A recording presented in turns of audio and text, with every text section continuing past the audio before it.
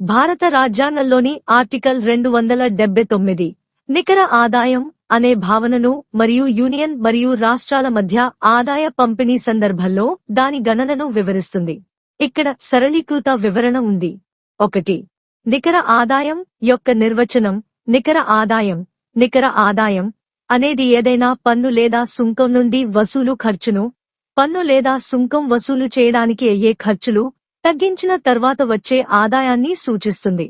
నికర ఆదాయాన్ని నిర్ణయించడం మరియు ధృవీకరించడం భారతదేశ కంప్ట్రోలర్ మరియు ఆడిటర్ జనరల్ క్యాగ్ బాధ్యత.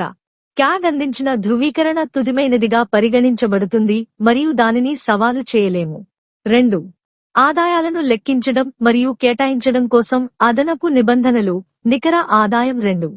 ఈ నిబంధన పార్లమెంటు లేదా రాష్ట్రపతి చట్టాలను రూపొందించడానికి లేదా నిర్దిష్ట వివరాలను నిర్వహించడానికి ఆదేశాలను జారీ చేయడానికి అందిస్తుంది. ఆదాయాల గణన. పన్నులు లేదా సుంకాల నుండి వచ్చే ఆదాయాన్ని ఎలా లెక్కించాలి? చెల్లింపుల సమయం మరియు విధానం. రాష్ట్రాలకు పన్ను ఆదాయాన్ని ఎప్పుడు మరియు ఎలా పంపిణీ చేయాలి? సర్దుబాట్లు. వివిధ ఆర్థిక సంవత్సరాల్లో చెల్లింపులను సర్దుబాటు చేయడానికి విధానాలు. యాదృచ్ఛిక లేదా అనుబంధ విషయాలు. సజావుగా అమలు చేయడానికి అవసరమైన ఇతర సంబంధిత విషయాలు. ఆర్టికల్ 279 ఉద్దేశ్యం యూనియన్ మరియు రాష్ట్రాల మధ్య పన్ను ఆదాయాలను లెక్కించడానికి మరియు పంపిణీ చేయడానికి స్పష్టమైన మరియు స్థిరమైన పద్ధతిని నిర్ధారించడం. రెవెన్యూ షేరింగ్ విధానాలలో పారదర్శకత మరియు న్యాయాన్ని కొనసాగించడం. చట్టాలు లేదా ఆదేశాల ద్వారా నిర్దిష్ట అవసరాలను తీర్చడానికి పార్లమెంటు లేదా అధ్యక్షుడికి వశ్యతను అందించడం.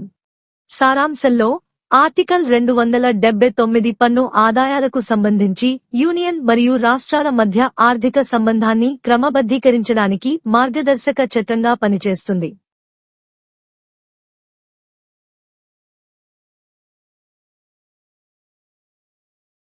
భారత సంవిధానము. భాగము 12. విత్తము, ఆస్తి, కాంట్రాక్టులు మరియు దావాలు.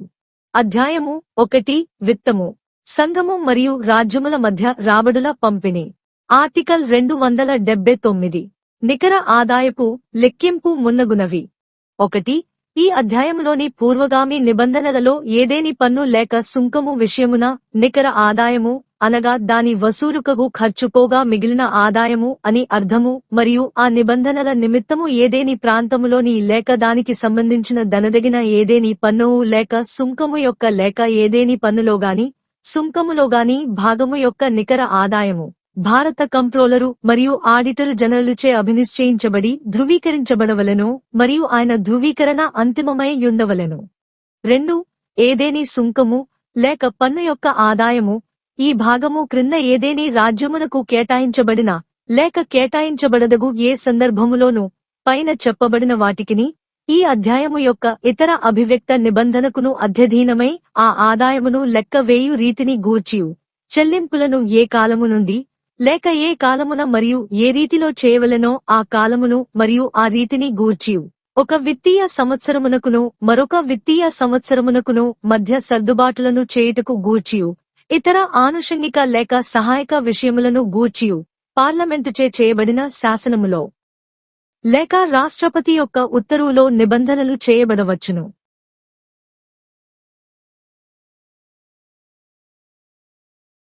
The Constitution of India. Part 12.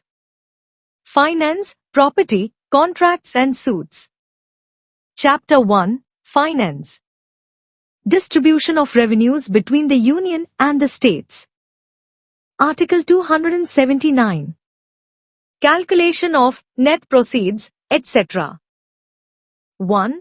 In the foregoing provisions of this chapter, net proceeds means in relation to any tax or duty the proceeds thereof reduced by the cost of collection, and for the purposes of those provisions the net proceeds of any tax or duty, or of any part of any tax or duty, in or attributable to any area shall be ascertained and certified by the Controller and Auditor General of India, whose certificate shall be final.